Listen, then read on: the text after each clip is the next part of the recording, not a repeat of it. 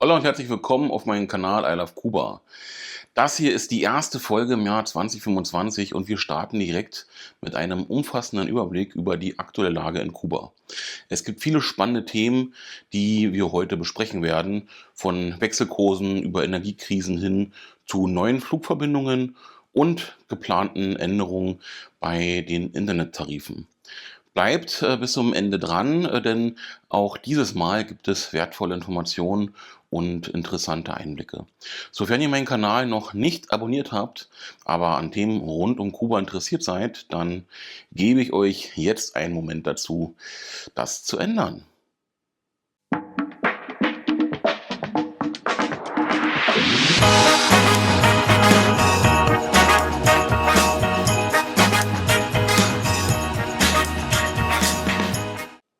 Beginnen wir mit dem Wechselkurs, einem wichtigen Thema für alle, die eine Reise nach Kuba planen oder sich für die wirtschaftliche Situation im Allgemeinen interessieren. Der informelle Wechselkurs liegt aktuell bei 310 Peso pro Euro, ein leichter Rückgang, aber insgesamt bleibt der Kurs einigermaßen stabil. Auf internationalen Märkten liegt der Wechselkurs bei 1 Dollar zu 24, aber für Transaktionen in Kuba gilt ein offizieller Kurs von 120 Peso pro Dollar. Ja, diese große Ungleichheiten zwischen den Kursen auf dem Schwarzmarkt und auf den offiziellen Wechselkursen sorgt seit Jahren für Probleme. Viele Touristen und Einheimische ja, greifen daher auf den Schwarzmarkt zurück, um ja, bessere ja, Wechselraten allgemein zu erhalten. Wer die aktuellen Straßenkurse im Blick behalten möchte, ja, dem kann ich El Toque empfehlen und den Link findet ihr wie immer hier unten in der Videobeschreibung. Eine gute Vorbereitung kann euch beim Umtausch viel Ärger sparen und Kosten sparen. Ein weiteres brisantes Thema ist die Ankündigung eines neuen Wechselsystems in Kuba. Die Regierung hat ein flexibles System angekündigt, das sich an Angebot und Nachfrage orientiert, um den Schwarzmarkt einzudämmen und das Vertrauen in das staatliche Banksystem wiederherzustellen. Premierminister Manuel Marrero Cruz präsentierte dieses Vorhaben vor der Nationalversammlung. Derzeit gibt es zwei offizielle Kurse. 1 Dollar zu 24 Peso für Unternehmen und 1 Dollar zu 120 Peso für Privatpersonen, während der Schwarzmarktkurs etwa 300 Peso pro Dollar beträgt. Mit dem neuen System sollen Tageskurse eingeführt werden, die auf Angebot und Nachfrage basieren. Gleichzeitig plant die Regierung den Einsatz von Fremdwährungen in strategischen Sektoren wie Tourismus und Großhandel auszuweiten.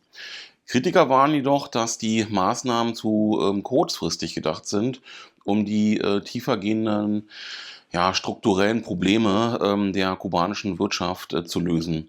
Dennoch könnte sie erste Schritte sein, um das Vertrauen in das Bankensystem zu stärken. Ein weiteres aktuelles Thema ist die desolate Lage der kubanischen Zuckerindustrie. Einst ein globaler Spitzenreiter in der Zuckerproduktion, steht Kuba heute vor einem Kollaps. In den 80er Jahren produzierte das Land über 8 Millionen Tonnen Zucker pro Jahr. Doch ja, für die Zuckerkampagne 24, 25 wird nur noch eine Produktion von 300 Tonnen erwartet, was weit unterhalb des Bedarfs liegt. Die Hauptgründe sind veraltete Infrastrukturen, unzureichende Wartungen und politische Fehlentscheidungen, wie die Schließung von 70 Zuckerfabriken im Jahre 2002. Diese Entscheidungen hatten nicht nur wirtschaftliche, sondern auch soziale Auswirkungen, da viele Gemeinden von der Zuckerproduktion abhängig waren. Heute setzt die Regierung auf ausländische Investoren, um die Branche zu ja, revitalisieren. Doch es bleibt fraglich, ob das ausreicht. Diese Entwicklung symbolisiert die tiefgreifende tiefgreifenden Herausforderungen Kubas und zeigt, wie dringend Reformen in grundlegenden wirtschaftlichen Ebenen erforderlich sind. Es gibt aber auch positive Nachrichten.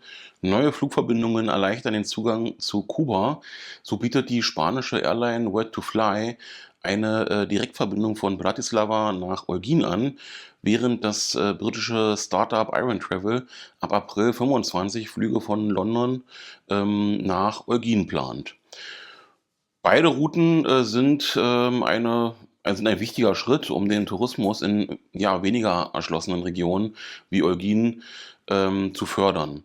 Eutin ist bekannt für seine malerischen Strände wie Guadalajara und Playa Esmeralda, aber auch für kulturelle Highlights wie Santiago de Cuba und die historische Stadt Baracoa. Zusätzlich sind außergewöhnliche Flugrouten wie die von Air China über Madrid nach Havanna oder die Direktverbindung von Turkish Airlines über Havanna und Caracas ein interessantes Angebot für abenteuerlustige Reisende. Diese neuen Verbindungen zeigen, dass Kuba trotz wirtschaftlichen Schwierigkeiten ein attraktives Reiseziel bleibt. Ein weiteres kontroverses Thema ist die Abschiebung von über 42.000 Kubanern aus den USA, die eine ja, endgültige Abschiebungsanordnung erhalten haben. Kuba weigert sich jedoch, diese Personen zurückzunehmen, was die bilateralen Beziehungen belastet. Die USA ziehen Alternativen in Betracht, wie die Überführung in Drittstaaten wie Panama oder Mexiko. Doch diese Option bleibt umstritten. Viele dieser Menschen haben sich in den USA ein neues Leben aufgebaut und blicken nun ja, einer ungewissen Zukunft entgegen. Die Debatte zeigt die komplexen Herausforderungen im Umgang mit Migration und unterstreicht die politischen Spannungen zwischen beiden Ländern. Die Energiekrise in Kuba verschärft sich weiter. Viele Tankstellen bleiben geschlossen und ja, Autofahrer warten tagelang in kilometerlangen Schlangen. Die Regierung macht das US-Embargo und ausbleibende Lieferungen aus Venezuela verantwortlich, während Kritiker auf die veraltete Infrastruktur hinweisen. Oder als kurzfristige Entlastung wurde das schwimmende Kraftwerk Cancutan Bay, weiß nicht jetzt nicht, wie es ausgesprochen wird, der türkischen Firma Car-Powership in Betrieb genommen, das 80 Megawatt Strom liefert. Dennoch bleibt das landesweite Defizit bestehen und langfristige Lösungen sind dringend erforderlich. Die Abhängigkeit von Importen und die ineffiziente Energieinfrastruktur machen deutlich, wie dringend Reformen und oder Investitionen, besser gesagt, in erneuerbare Energien ja, dringend benötigt werden. Ein positives Zeichen der Solidarität ist der sechste Hilfscontainer der Bochumer Organisation Humanitäre Kuba-Hilfe, der im Dezember 24 nach Kuba verschifft wurde. Der Container enthält medizinische Hilfsgüter wie Herzschrittmacher, Spritzen und Verbandsmaterial. Diese Hilfe ist für das angeschlagene kubanische Gesundheitssystem essentiell und zeigt die Bedeutung internationaler Solidarität. Die Organisation hat allein im letzten Jahr 140.000 € gesammelt, um diese Projekte zu finanzieren. Solche Investitionen sind meine Katze, ein Hoffnungsschimmer in einer ansonsten schwierigen Zeit. Ein weiteres kontroverses Thema sind die geplanten Änderungen bei den Internettarifen durch ETEXA ab 2025. Die Preise sollen steigen und ja, Verbrauchsgrenzen werden eingeführt. Neue Internetpakete werden in Dollar angeboten, um Devisen zu generieren. Gleichzeitig sollen zusätzlich Dienste wie Roaming Out in Fremdwährungen eingeführt oder verfügbar gemacht werden.